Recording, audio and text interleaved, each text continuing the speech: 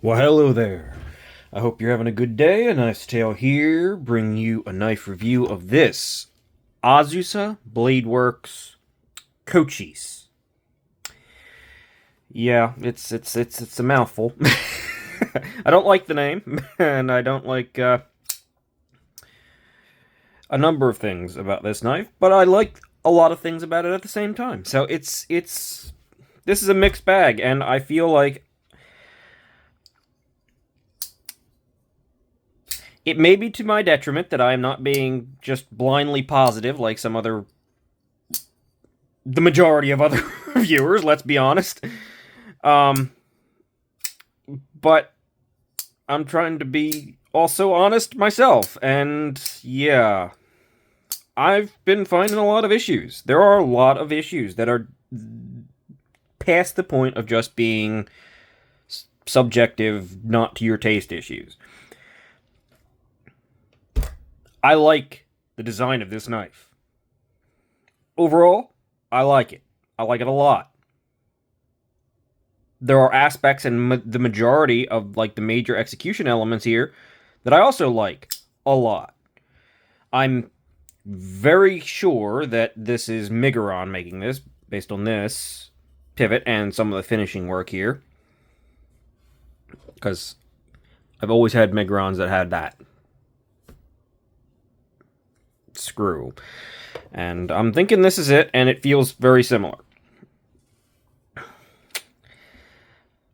However, Miguron did not work their magic on this one. I don't know if that's the designer's miss or just Miguron it's missing here. But let's get into specs, and we'll talk about the quite a bit that I have to say about this knife after that. 3¼ inch blade, just over 7.5 inches long, about 4¼ Yeah, that about averages out, right? Let's do some comparisons to our resident comparison knives, the Civivi Elementum and the Civivi Conspirator, the small and full-size knife comparisons, respectively. And yeah, this thing fits pretty much directly in between them. It's pretty much straight. This is a medium-sized knife all day.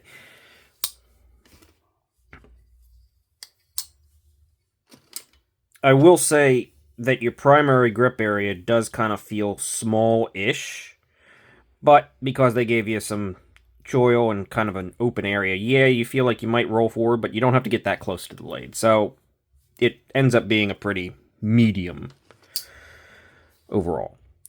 Thickness compared to the Conspirator actually looks to be maybe a tiny bit thicker. Maybe. We'll see in just a second when I pull out the calipers. But before that, let us get actual handle comparison to double A batteries. And as you can see, you have about 1¾ double A batteries in your primary grip, and then you had the choil giving you arguably more than that. So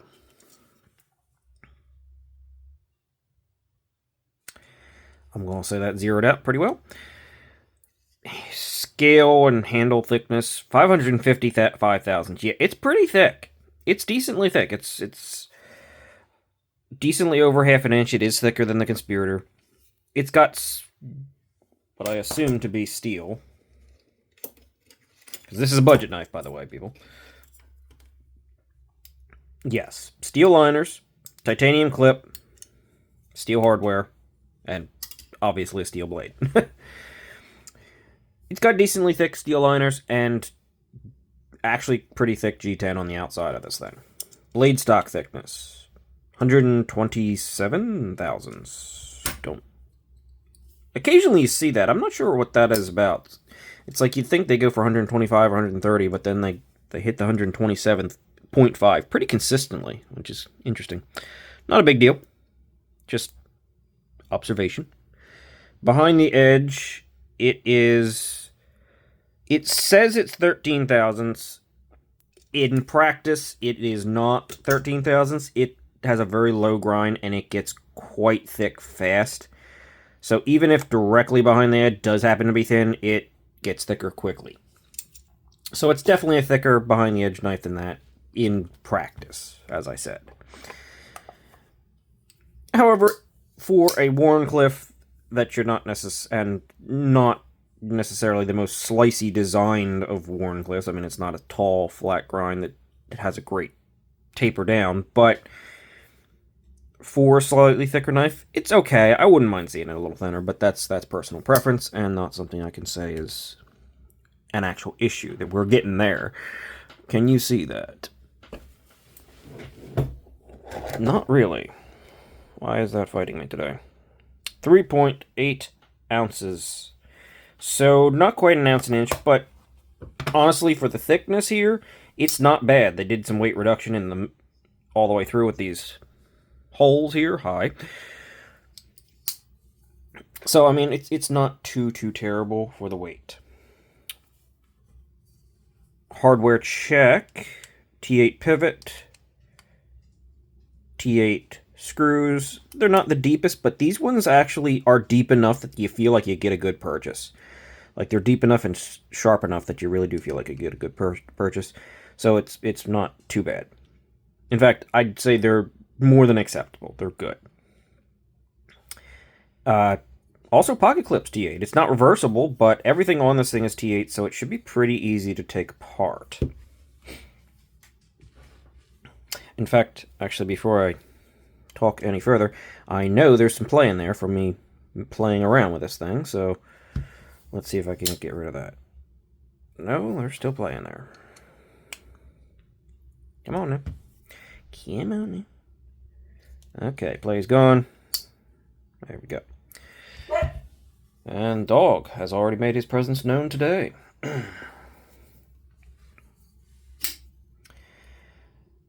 I believe that is the last of the specs. So let's actually talk about this knife. What are we looking at? We're looking at a budget knife in 14C28N, G10, with a...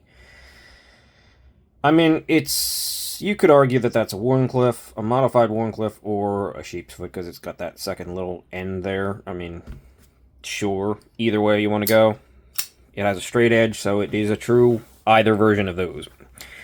I like the shape. I like how it kind of gives you a little bit of a curve up here, so if you want to go forward, you can, and it still bowls in pretty nicely, while at the same time giving you just enough slant for a good control. So, I mean, these are actually purposefully done edges that look kind of creating an interesting shape.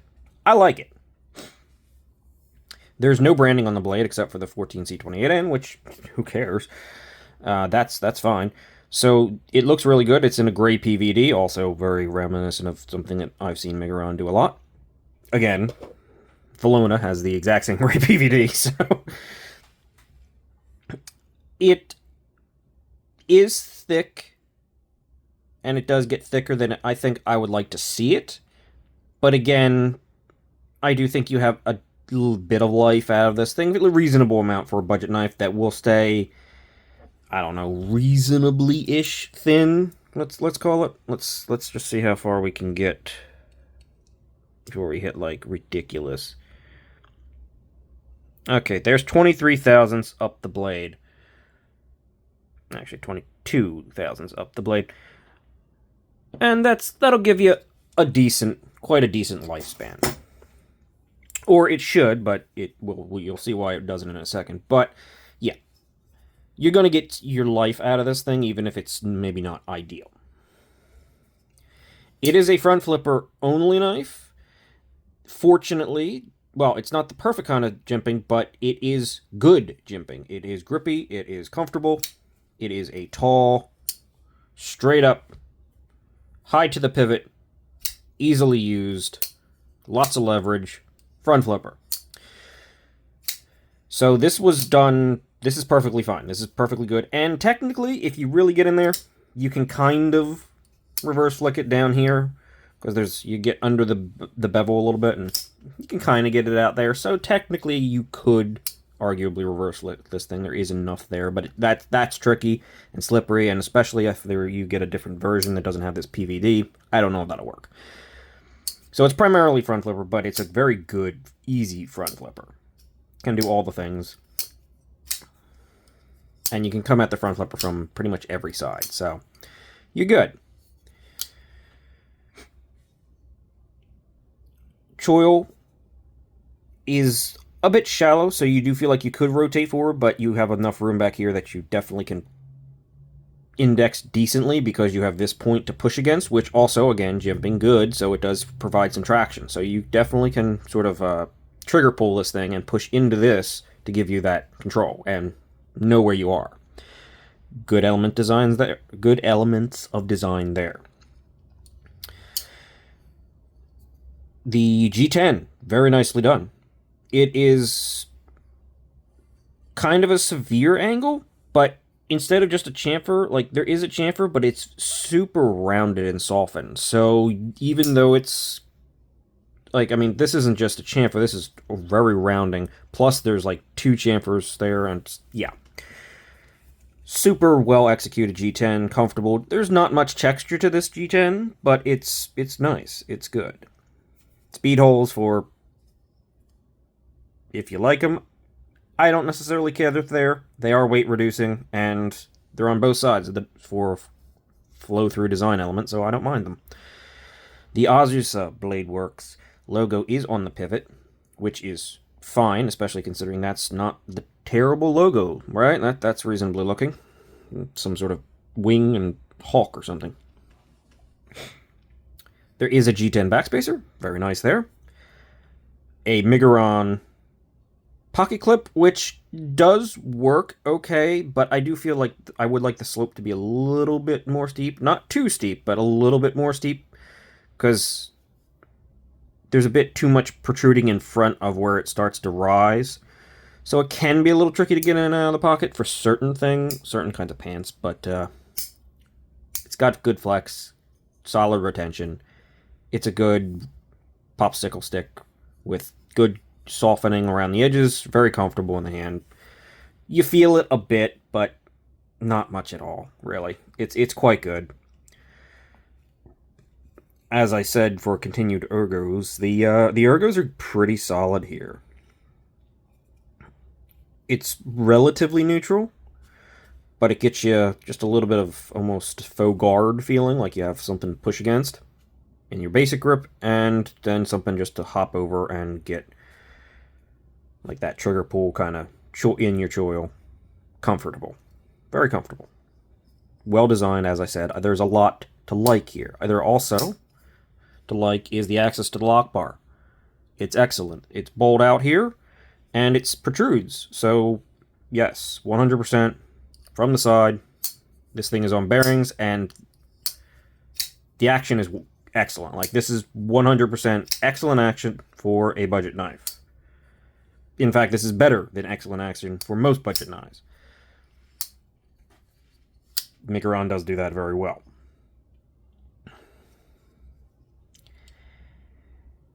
And then we come... Well, it's not centered. It is ground off-center a little bit. I think it's mostly a grind issue. Let's see. If I were to push this blade there... Yeah, it'd still be off-center a bit. It actually is, funny enough, off-center to this side, but if you actually center the blade up perfectly, it kind of starts going off-center to the clip side, which is interesting. But it looks almost centered if you push it a little bit. Let's see, where is the camera head?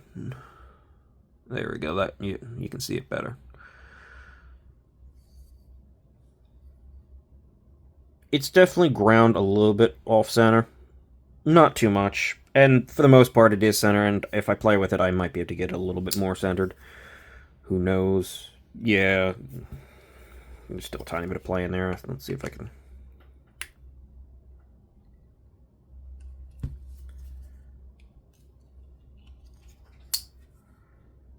No, it's still off-center. So maybe I can't get it centered. Either way, it's not something that I'm going to complain about for this price point, which is $50. A very reasonable price point for very solidly made knife. And then we come to the one massive issue here. That's the stop pin. and the plunge grind. As you can see, the plunge grind basically is already hitting the edge. And then where the stop pin hits happens to also be right here, literally at the edge termination. Not up there, but where the edge termination is actually, that's basically where it's hitting. You cannot sharpen this knife without causing immediate issues and having immediate issues. And the funny thing is they could have definitely just milled out some of this underneath this flipper tab here and then reposition the stop pin forward and down just a tiny bit so it contacted back there on the under part of the tang. That would have definitely worked. They could there's no reason at all that they couldn't have done that. It wouldn't get hit in movement. It would be perfectly fine, and it would alleviate most of this issue. Still not a good plunge grind, but it would not be so dangerous to completely mess up the closed position of this knife as soon as you sharpen it. As it is, I'm going to probably try to put in a plunge grind in front of this, being extremely careful. I have to take out this back end of the edge here and put my plunge grind in here, or not my plunge grind, my sharpening choil in here in front of this, lose some edge and see if I can actually make it work without, you know, destroying this part of the knife. And then you still have the issue that if you actually start sharpening through this thing and you start hitting back there accidentally, like, you're going to have to be careful either way. That's a big issue, and this is like I said, this is basically hitting the edge. I mean, it doesn't look like it because they angled the actual edge itself for the choil, but if you actually look where it's contacting, that is technically edge right there. The upper part of the cutting bevel. Not great. Not great. So, it could be good. There's a lot to like. But you're going to have an issue.